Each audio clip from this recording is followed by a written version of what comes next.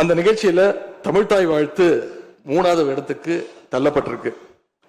இது தமிழ்நாட்டு மக்கள் மத்தியில மிகப்பெரிய ஒரு கோபத்தையும் அதிர்ச்சியையும் ஏற்படுத்தியிருக்கு.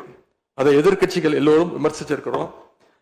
அதுக்கு ஆளுங்கட்சியும் ஒரு விளக்கத்தையும் கொடுத்திருக்கிறாங்க, நானும் பார்த்தேன். எங்களோட கருத்து என்ன அப்படின்னா, பாஜக ஆட்சிக்கு வந்திருக்கக்கூடிய மேற்கு வங்க மாநிலத்துல பதவியேற்பு நிகழ்ச்சியின் போது வந்தே மாதரம் பாட்டு பாடப்படல. ஆனா இங்க தமிழ்நாட்டுல அது பாடப்பட்டிருக்கு. மேற்கு வங்கத்துல இன்னைக்கு யாரு ஆளுநரா போய் உட்கார்ந்துருக்காங்க அப்படின்னு உங்க அத்தனை பேருக்கும் தெரியும், நான் சொல்ல வேண்டிய அவசியம் இல்லை. அவர் இங்க ஆளுநரா இருந்தப்போ தமிழ்நாடு சட்டமன்ற பேரவையில தமிழ்தாய் வாழ்த்துக்கு முன்னாடி தேசிய கீதம் பாடணும்னு பேரவையினுடைய மரபையே மாத்த சொன்னவர் தான் இன்னைக்கு மேற்கு வங்கத்தில் ஆளுநராக இருக்கிறார். அதை நாங்க உறுதியா, எங்களுடைய தலைவர் அப்போதைய முதலமைச்சர் உறுதியா மறுத்தார். அதனால 2023ஆம் ஆண்டு முதல் தொடர்ந்து 3 வருஷம் அவர் பேரவையிலிருந்து வெளிநடப்பு செஞ்சுட்டு போன காட்சிகளை எல்லாம் நீங்களும் பார்த்திருப்பீங்க.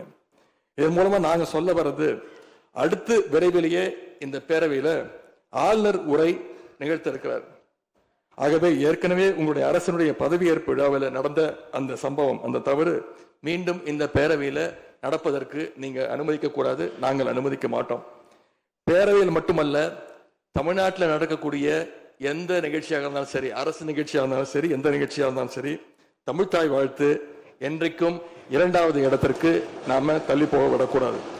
இந்த அரசு அதற்கு அனுமதிக்க கூடாது என்று நான் இங்கே கேட்டுக்கொள்கின்றேன். ரொம்ப விழிப்போடு இருந்து நம்முடைய உரிமையை, மரபை பாதுகாக்கணும்னு உங்களை எல்லாம் வலியுறுத்தி நான் கேட்டுக்கொள்கின்றேன்.